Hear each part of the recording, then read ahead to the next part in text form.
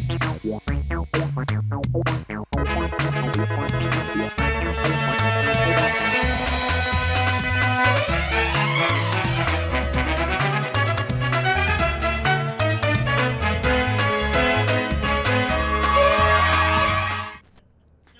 मेरा नाम है जयंती झा और आप देख रहे हैं राष्ट्रीय समाचार। पहले एक नजर हेडलाइंस पर।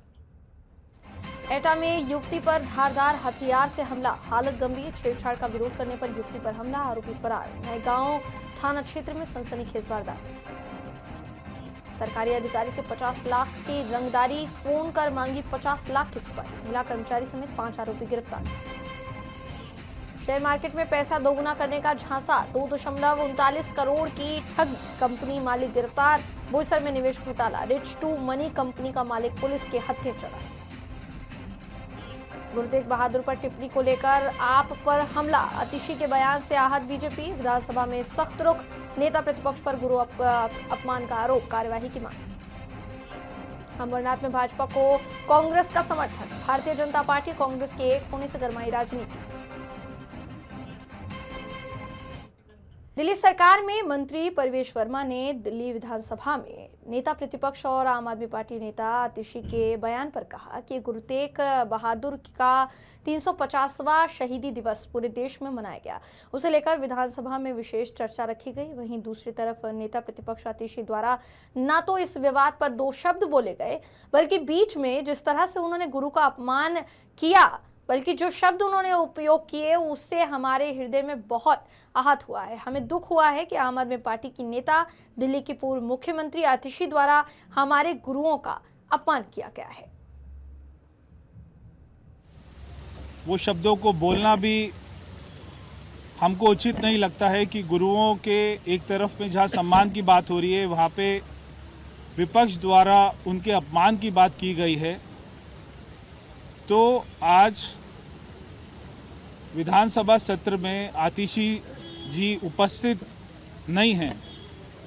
वो एक बार भी आके वहाँ पे माफ़ी तो छोड़िए, वो वहाँ पे उपस्थित होना भी ठीक नहीं समझ रही हैं।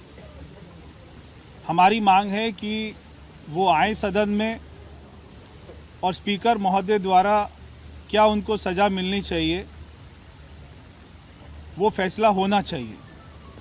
तो सभी सदस्य ही नहीं, पूरे दिल्ली के, हमारे सिख ही नहीं, पूरे दिल्ली देश के सभी लोगों को इससे जो पीड़ा हुई है, इससे आम आदमी पार्टी के नेता अरविंद केजरीवाल और आतिशी जी को, दोनों को, पूरी आम आदमी पार्टी को माफ़ी मांगनी चाहिए देश के सामने।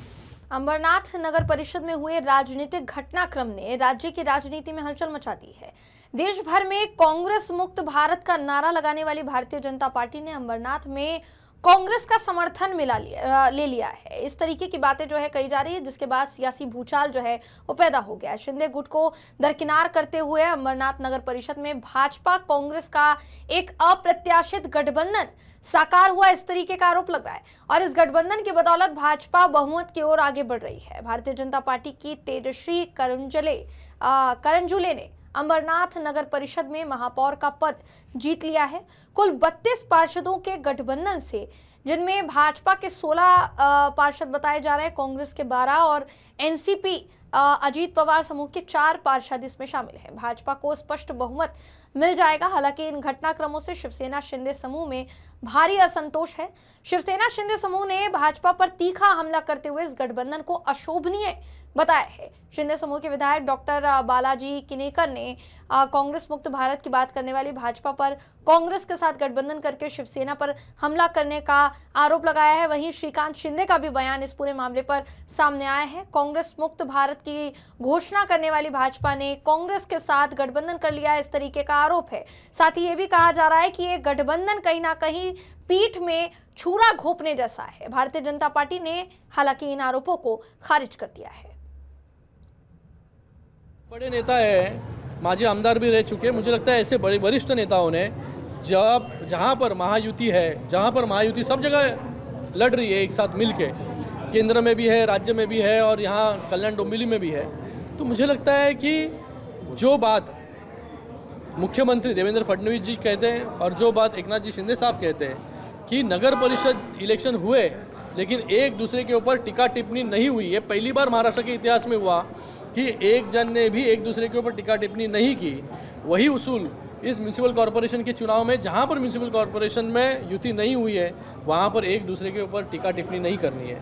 मुझे लगता है कि ऐसे परिस्थिति में जो एमएलए रह चुके हैं, जो वरिष्ठ नेता है, उनको समझ में आना चाहिए कि एक डिसिप्लिन, एक डेकोरम जो है ये महायुति का खुद को भी संभालना चाहिए, दूसरे को भी संभालना चाहिए।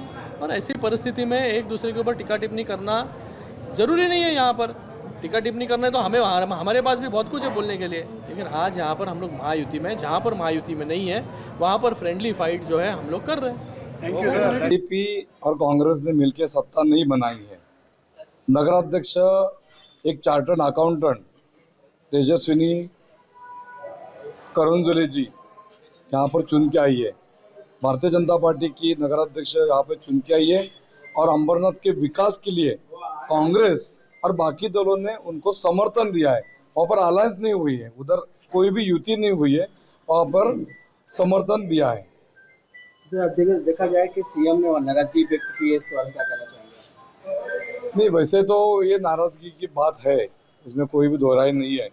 पर जो अंबरनाथ में दिक्कतें हैं, अंबरनाथ में जो विकास नहीं हुआ है, इसलिए भाजपा पर विश्वास दिखाया है कांग्रेस ने और बाकी दलों ने भाजपा पर विश्वास दिखाया कि उन्होंने समर्थन दिया है। हमने समर्थन मांगा नहीं, हमने अलायंस किया नहीं और कुछ भी अलायंस और कोई कंडीशन भी नहीं इनकी। कांग्रेस, राष्ट्रवादी या बाकी जो दलों ने भाजपा को समर्थन दिया है, कोई भी कंडीशन नहीं है, विदाउट कंडीशन उन्होंने समर्थन दिया है। वहाँ पर अलायंस हुआ नहीं है, ये बात है। नहीं, वहाँ पर अमरनाथ बदलापुर में जो इलेक्शन हुई वहाँ पर अलायंस किसका भी नहीं था, ना भाजपा का था, ना सेना का था, ना कांग्रेस का, राष्ट्रवादी, मनसे, सब जन इंडिपेंडेंट लड़े। और इंडिपेंडेंट लड़ने के बाद तेजस्वी करंजुले हमारे चार्टर्ड अकाउंटेंट है, उन पर भरोसा किया, भारतीय जनता पार्टी पर लोगों ने भरोसा किया, वो नगराध्यक्ष पद करके चुन के आए। उसके बाद डेवलपमेंट के लिए कांग्रेस और बाकी दलों ने सोचा अगर हम लोग इनको समर्थन देते तो अंबरनाथ का विकास बड़ी मात्रा में, अच्छी मात्रा में होगा। इस विश्वास से लोगों ने समर्थन दिया। एटा के थाना नया गांव क्षेत्र से एक सनसनीखेज घटना जो है वो सामने आई है। बताया जा रहा है कि शौच के लिए गई एक युवती पर गांव के ही एक युवक ने छेड़छाड़ करने की कोशिश की। विरोध करने पर आरोपी ने धारदार हथियार से उस पर हमला कर दिया, जिससे युवती गंभीर रूप से घायल हो गई। हमलावर घटना को अंजाम देकर मौके से फरार हो गया। सूचना मिलने पर पुलिस ने घायल युवती को एटा मेडिकल कॉलेज में भर्ती कराया है, जहां उसका इलाज जारी है। पीड़िता के परिजनों ने गांव के ही युवकों पर छेड़छाड़ और मारपीट के गंभीर आरोप लगाए हैं, जबकि पुलिस पूरे मामले की जांच में जुटी हुई है। लैट्रिन फिरने गया था। कौन? बहन हमारी। हाँ। तो बहन को सो चिल्लानी, आवाज आई मेरे घर पे। मैं एकदम लाठी लेके गया, सो एकदम जो भाग गया। कौन भाग गया? कामता। क्या हुआ है? कामता हुआ, सो ने एकदम जाके ही हमने, बहन ने एकदम आवाज मारी, कामता ने हमें काट दो। जाके ही हमने छेड़खाड़ी करने के चक्कर में हमने मने करी, तो काट दो वाने। किन्ने काटा? कामता ने। अच्छा। हाँ, तो एकदम काट दो। तो मैंने, बहन ने एकदम बताई, सो वो तौले हम सब ने गए, तौले भाग गया। तो मैं गोदी लेके आया, फिर खेत में थे उठा के। तो कितने लोग थे? बे थे 4-5। बेलतरोड़ी थाना क्षेत्र में नागपुर पुलिस ने एक संगठित रंगदारी गिरोह का पर्दाफाश करते हुए महिला कर्मचारी समेत 5 आरोपियों को गिरफ्तार किया है। आरोपियों ने एक वरिष्ठ सरकारी अधिकारी की रेकी कर उनकी कार पर हमला किया और बाद में जान से मारने की धमकी देकर 50 लाख रुपए की रंगदारी मांगी थी। फरियादी प्रकाश मारोत राव ढगे भंडारा जिले में भूमि अभिलेख विभाग में उप अधीक्षक के पद पर कार्यरत है। हर दिन भंडारा से नागपुर अपनी कार से उनका आना जाना होता था और तारीख 17 दिसंबर 2025 की रात नागपुर लौटते समय वर्धा बाईपास रोड पर अज्ञात आरोपियों ने उनकी कार के सामने एक वाहन खड़ा कर रास्ता रोका और कार की पिछली और आगे की कांच तोड़कर नुकसान किया। शोर मचाने पर आरोपी फरार हो गए। पुलिस ने तकनीकी विश्लेषण, सीसीटीवी फुटेज, मोबाइल डेटा के आधार पर पूरे गिरोह का खुलासा किया है। जांच में सामने आया कि फरियादी के ही कार्यालय में कार्यरत महिला कर्मचारी प्रेक्षा बाबू कामले ने अधिकारी की निजी जानकारी अपने रिश्तेदार अतुल तागड़े को दी थी, जिसके बाद ये पूरी साजिश रची गई थी। पुलिस टीम ने हमने जो ये अच्छे कार्रवाई किया है, अजनी के प्रभाग 33, सकरदरा के प्रभाग 30 एंड बेलतोड़ी के प्रभाग 35, जिसमें अजनी में 325 आर्म्स एक्ट कार्रवाई हुआ, सकरदरा में एक्सटॉर्शनिस्ट अबू खान के विरुद्ध गुना दाखिल हुआ एंड 3 आरोपी अटक हुए हैं। एंड बेलतरोड़ी में जो हमने एक गवर्नमेंट अधिकारी के एक्सटॉर्शन का मांगनी हुआ, उसका आरोपी के विरुद्ध 5 अज्ञात आरोपी को अरेस्ट किया उस प्रकरण में। ये सभी कार्रवाई हमारे रेस्पेक्टेड सीनियर्स के मार्गदर्शनाखाली हुआ है। शेयर मार्केट में निवेश किए गए पैसों को दोगुना करने का लालच देकर ग्राहकों से करीब 2 करोड़ 39 लाख रुपए की ठगी करने वाले कंपनी मालिक को आखिरकार पालघर पुलिस ने गिरफ्तार कर लिया है। शेयर मार्केट में लगाए गए पैसों को जो दोगुना करने का झांसा है वो देकर ग्राहकों से कुल 2 करोड़ 39 लाख 46,698 रुपए की ठगी करने वाले एक निजी कंपनी के मालिक को पालघर पुलिस ने गिरफ्तार किया। Rich to money private limited ये कंपनी का नाम बताया जा रहा है, जिसके मालिक रोशन चंदन लाल जैन, जिनकी उम्र 36 वर्ष बताई जा रही है, पालघर पुलिस ने इन्हें हिरासत में लिया। साल 2022 में बोईसर स्थित rich to money private limited नामक कंपनी के माध्यम से कई नागरिकों ने शेयर मार्केट में बड़ी मात्रा में निवेश किया था। इनमें से 13 निवेशकों ने अपनी ठगी होने की शिकायत पालघर पुलिस अधीक्षक को दी थी। शिकायत के बाद बोईसर पुलिस थाने में मामला दर्ज किया गया। इस दौरान आरोपी को जब न्यायालय में पेश किया जा रहा था, तब उसने मौके पर मौजूद पत्रकारों और पुलिसकर्मियों की ओर अश्लील इशारे करते हुए उद्दंडता भी दिखाई और अब ये देखा गया है कि फिलहाल उसे गिरफ्तार कर लिया गया है और इस पूरे मामले पर पुलिस द्वारा आगे की जांच की जा रही है। प्रधानमंत्री नरेंद्र मोदी के प्रस्तावित दौरे को लेकर सोमनाथ में तैयारियां जोरों पर है। पीएम मोदी 10 और 11 तारीख को सोमनाथ पहुंचेंगे, जिसको लेकर उनके स्वागत स्थल, सड़क और सुरक्षा व्यवस्था को अंतिम रूप दिया जा रहा है। कार्यक्रम के तहत प्रधानमंत्री सोमनाथ महादेव के दर्शन और पूजा अर्चना करेंगे, जिसके बाद 108 घोड़ों के साथ लगभग 2 किलोमीटर लंबा भव्य रोड शो किए जाने की संभावना बताई जा रही है, जिसमें पीएम मोदी लोगों का अभिवादन करेंगे।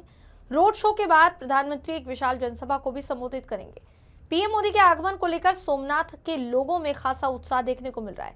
इसी क्रम में बीजेपी प्रदेश अध्यक्ष जगदीश भाई पंचाल, मंत्री अर्जुन मोढवाडिया, प्रद्युमन भाई वाजा, जीतू भाई वघानी समेत कई वरिष्ठ नेता सोमनाथ महादेव मंदिर पहुंचे और तैयारियों का जायजा लिया गया। पीएम के दर्शन के बाद उनके अंतिम कार्यक्रम की औपचारिक जानकारी जारी की जाएगी। भाजपा सांसद अपराजिता सारंगी ने कहा कि आज 130वें संशोधन बिल और संबंधित बिलों को लेकर तीसरी बैठक है। जेपीसी में 31 सदस्य हैं। हम बिलों के प्रावधानों पर चर्चा कर रहे हैं। पहली बैठक में हमने आपस में बिल पर चर्चा की। दूसरी बैठक में हमने कानून और न्याय मंत्रालय और गृह मंत्रालय के अधिकारियों को बुलाया। अधिकारियों ने बिल के अलग अलग पहलुओं को पेश किया है। आज तीसरा दिन है, तीसरी बैठक है और आज से हम विचार विमर्श की प्रक्रिया शुरू कर रहे हैं। तीसरा दिन है, तीसरी बैठक है और मैं आपको बता दूं कि आज से हम कंसल्टेशन प्रोसेस की शुरुआत कर रहे हैं। विभिन्न हिताधिकारियों के साथ, विभिन्न पूर्व न्यायाधीशों के साथ, उसके अलावा विभिन्न पुलिस एजेंसियों के अधिकारियों के साथ हम चर्चा करेंगे। बहुत मैं कहूँ एजुकेटेड, लर्नेड हमारे कॉन्स्टिट्यूशनल एक्सपर्ट्स हैं, संवैधानिक विशेषज्ञ हैं, उन्हें भी बुलाया जा रहा है। आज हम लॉ कमीशन ऑफ इंडिया के साथ चर्चा करेंगे। आज हमने नेशनल लॉ यूनिवर्सिटी दिल्ली के वाइस चांसलर कुलाधिपति को बुलाया है और इसके अलावा नालसर हैदराबाद के कुलाधिपति वाइस चांसलर आ रहे हैं। तो मुझे लगता है कि बहुत ही व्यापक स्तर पर बिलों को लेकर, बिलों के प्रावधान को लेकर चर्चा होगी और उसके बाद, चर्चा के बाद, सबके मतों को सम्मान देने के बाद हम अपनी रिपोर्ट तैयार करेंगे और लोकसभा में प्रस्तुत करेंगे। बिहार विधानसभा चुनाव में तेजस्वी यादव को करारी हार मिलने के बाद तेजस्वी यादव विदेश के दौरे पर चले गए थे, मगर अब तेजस्वी यादव विदेश से लौट आए हैं। उनके लौटते ही चर्चा इस बात की तेज हो गई है कि वो अपने पार्टी और संगठन में बड़े बदलाव करने जा रहे हैं। वहीं इसको लेकर भारतीय जनता पार्टी के पूर्व विधायक सतीश यादव ने कहा कि तेजस्वी यादव को बिहार की जनता से कोई लेना देना नहीं है, इसलिए वो विदेश चले गए थे। अब वो लौटे हैं तो संगठन में बदलाव करें या फिर और कोई काम करें, उससे हम लोगों को क्या ही मतलब हो सकता है। मामला है वो विदेश जाएं, जहाँ जाएं, जनता से उनको तो मतलब है नहीं। बिहार को विकसित बिहार बनाने से मतलब है नहीं। बिहार को शिक्षित बिहार बनाने से मतलब है नहीं। बिहार के बेरोजगारों को कैसे रोजगार मिले, इसकी तो चिंता उनको है नहीं। केवल वोट लेना है, अब विदेश चला जाना है। अब आए हैं तो अपनी पार्टी को क्या संगठन में फेर बदलाव करेंगे, उनके हाथ का चीज़ है। उनका पार्टी है, वो पार्टी के सर्वे सर्वा हैं, हाईजैक किए हुए हैं पार्टी को।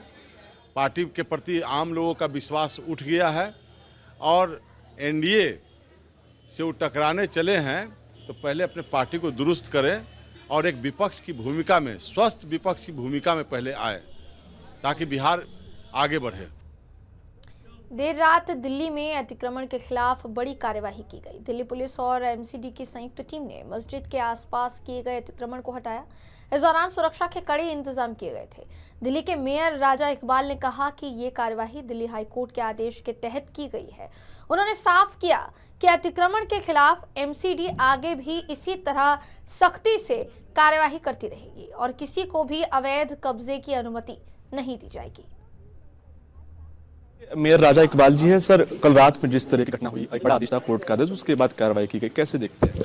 देखो, ऐसा है कि municipal corporation duty bound agency है। जो ऑनरेबल हाई कोर्ट का ऑर्डर होगा उसको सख्ती से उसका पालन किया जाएगा। ये तो सुप्रीम कोर्ट का ऑर्डर था, हाई कोर्ट का ऑर्डर था कि रामलीला ग्राउंड को जो अवैध निर्माण है उसको हटाया जाए। हमने कंसर्न एजेंसी को कहा कि आप पेपर लेके आइए। हाई कोर्ट ने उनसे पेपर मंगवाए, वो अपने प्ली में कुछ बोल नहीं पाए, तो उन्होंने कहा कि आप इसको खाली कीजिए। और जो आदेश था म्युनिसिपल कॉर्पोरेशन ने जैसे आदेश था उसकी पालना की। क्योंकि सर कल रात पत्थरबाजी भी हुई, माहौल बिगड़ते हुए दिखाई भी दिए। क्या सीडी ने जो वहाँ के जो आसपास के जो लोग थे, जो धार्मिक जो लोग थे, उनसे बात की और नोटिस कितने दिए गए थे? देखो, ऐसा है कि वहाँ के लोगों का भी मानना है कि जो माननीय जो हाई कोर्ट का ऑर्डर है जनहित का है, मगर कई बार क्या होता है कि जो धर्म के ठेकेदार है वो उसका एंगल बदल देते हैं, देखने का एंगल बदल देते हैं। और हमने तो केवल अवैध निर्माण को हटाया, किसी भी धार्मिक स्थल को हमने टच नहीं किया और ना आगे करेंगे। हमारा कोई ऐसे मनसा नहीं है। हमने तो मात्र जो कोर्ट का ऑर्डर था उसको किया। मगर मैं उन लोगों को भी चेतावनी देता हूं जो लोग झूठी अफवाहें फैलाते हैं या लोगों को उकसाते हैं। भी देखिए, सच सच होता है, झूठ झूठ होता है। जब आपके पास पेपर नहीं है, आप कोर्ट में क्यों नहीं पेपर लाए? इसमें मुझे लगता है कि जो वहाँ के जो कमेटियों के लोग हैं, धार्मिक कमेटी के लोग हैं, वो इस चीज़ के लिए लोगों को गुमराह कर रहे हैं। उनको सच बोलना चाहिए। सर, जो अतिक्रमण हटाया गया है, क्या वो रामलीला ग्राउंड का एक पार्ट है और इसमें अब आगे क्या प्रोसेस होगा? देखो, ऐसा है कि जो रामलीला ग्राउंड का जो पार्ट है वो एज इट इज रहेगा और जो जितने भी अवैध है वो सब चीजें हटेंगी, इंक्रोचमेंट सारी हटेगी। आखिरी मेरा एक क्वेश्चन रहेगा सर, क्या आगे भी बहुत ज्यादा अतिक्रमण दिल्ली में हो रहे हैं, क्या वहाँ पर भी एमसीडी की कार्रवाई होगी? म्युनिसिपल कॉर्पोरेशन का काम है अवैध निर्माण हटाना, पहले भी हटाते रहे और आगे भी हटाते रहेंगे। शुक्रिया हमारे साथ बात करने के। तो मेरे साथ बात कर रहे थे दिल्ली से मेयर राजा इकबाल जी, जिन्होंने कहा कि अतिक्रमण के खिलाफ एमसीडी लगातार जो है वो कार्रवाई करती रहेगी। कैमरा पर्सन सुमित के साथ दीपक कुशवाहा की रिपोर्ट, दिल्ली। जेएनयू में प्रधानमंत्री नरेंद्र मोदी को लेकर जो नारे लगे कि मोदी तेरी कब्र खुदेगी, जिसको लेकर जदयू के पूर्व मंत्री और विधायक श्याम रजक ने कहा कि जेएनयू अब वो जेएनयू नहीं रह गया जो पुराने जमाने में हुआ करता था। जेएनयू से हम लोगों का पुराना नाता रहा है। जेएनयू में अब वो राजनीति नहीं होती है। जेएनयू में अब ये राजनीति होने लगी है कि कैसे हिंदुस्तान को कब्र में भेजा जाए। जो नारे लगे हैं उस नारे को लेकर हम निंदा करते हैं। हम लोग भी बहुत संबंध रहा है, अब वो जेएनयू नहीं रहा। जेएनयू में विचारधारा की और सांस्कृतिक की और इस राज्य के, इस देश के उत्थान की बात होती थी। आज लोग सिर्फ अपनी राजनीति करने का काम कर रहे हैं, हिंदुस्तान की राजनीति न कर करके किस तरह इस देश को कब्र में भेजा जाए, इस देश को कैसे खत्म कर दिया जाए, ये लोगों का सोच हो गया है। लेकिन बांग्लादेश में तो संपादक, एक न्यूज के संपादक को जो है दिन दहाड़े गोली मार कर हत्या कर दी, क्या कहेंगे? हिंदुस्तान है क्या? हिंदुस्तान में ये सब चीजें नहीं होती है, न होता है। मैं जब कांग्रेस के समय प्रेस बिल आया था, उसमें मैंने आमरण अनशन किया था, जेलों में गया था, कई मार खाने का काम किया था। लेकिन नीतीश कुमार के समय से पत्रकारों के साथ या आम लोगों के साथ किसी तरह का दुर्व्यवहार, अपमान नहीं होता है। ये हिंदुस्तान है, हिंदुस्तान में प्रेस की आज़ादी है। उस पर किसी तरह का कुठाराघात नहीं होता। देशी यादव लगातार फरार चल रहे हैं। शिवसेना उद्धव गुट के नेता और सांसद संजय राउत के बयान से एक बार फिर से महाराष्ट्र की राजनीति गर्मा गई है। संजय राउत ने बीजेपी पर तीखा हमला बोलते हुए कहा कि दो मुंह वाली केचुआ पार्टी और आरोप लगाया बीजेपी की न तो कोई स्थायी नीति है न ही भरोसेमंद राजनीति। राउत ने कहा बीजेपी अलग अलग जगहों पर अलग अलग दलों से समझौते कर रही है, कहीं खुली युति तो कहीं पर्दे के पीछे समर्थन दिया जा रहा है। असं आहे की शेवटी तुम्ही ब्लॅकमेलचं राजकारण चालूच ठेवलंय सगळ्यांच्या बाबतीत। अजित पवारांना ब्लॅकमेल करून तुम्ही काँग्रेस राष्ट्रवादीतून फोडलं, एकनाथ शिंदे आणि 40 लोकांना ब्लॅकमेल करून तुम्ही फोडलं, अशोक चव्हाणला ब्लॅकमेल करून फोडलं। तुम्ही सगळ्यांना ब्लॅकमेल करताय, तुमचा धंदा ब्लॅकमेलिंगचा आहे। तुम्ही द ग्रेट गॅम्बलर आणि ग्रेट ब्लॅकमेलर आहात आणि तेच दिसतंय ना। ही फाईल उघडी आहे, ती फाईल उघडी आहे, ती फाईल उघडी आहे। बावनकुळे काय न्यायाधीश झालेत का तपास अधिकारी झाले? हा, अरे तुमचा वैचारिक मतभेद आहेत एकत्र। शरद पवारांबरोबर त्यांनी म्हणजे आमच्या बरोबर युती केली आहे, महायुती बरोबर, महाआघाडी बरोबर, महायुतीनं, हे असं आम्ही म्हणतो। काय करताय तुम्ही? तुमच्या हिंमत आहे का?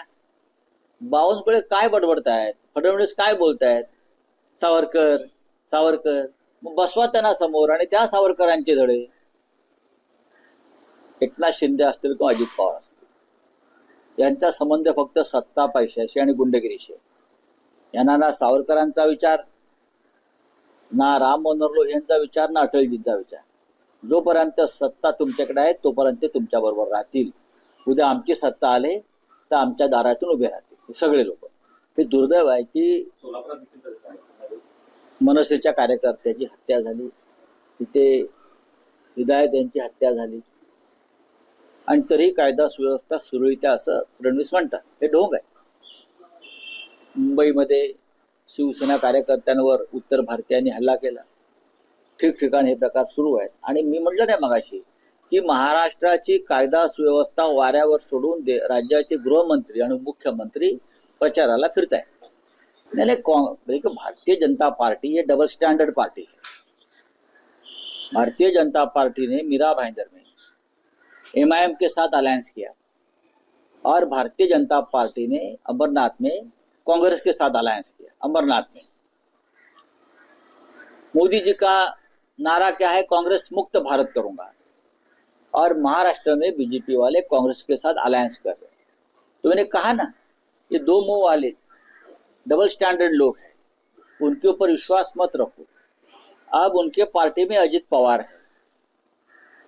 अजित पवार वीर सावरकर के विचारों को नहीं मानते, खुलेआम बोले, फिर भी उनके सरकार में है। लेकिन सावरकर के बारे में ज्ञान किसको देंगे? तो शिवसेना को देंगे और किसी और को देंगे। लेकिन वीर सावरकर को नहीं मानने वाले अजित पवार आपके साथ सरकार में बैठे हैं, निकाल दो उनको सरकार से। अगर सावरकर के ऊपर इतना ही प्यार आपका है, हाँ, तो उनको सरकार से निकाल लीजिए। खबरों का सिलसिला यूं ही जारी रहेगा। देश और दुनिया की तमाम खबरों के लिए देखते रहिए राष्ट्रीय समाचार।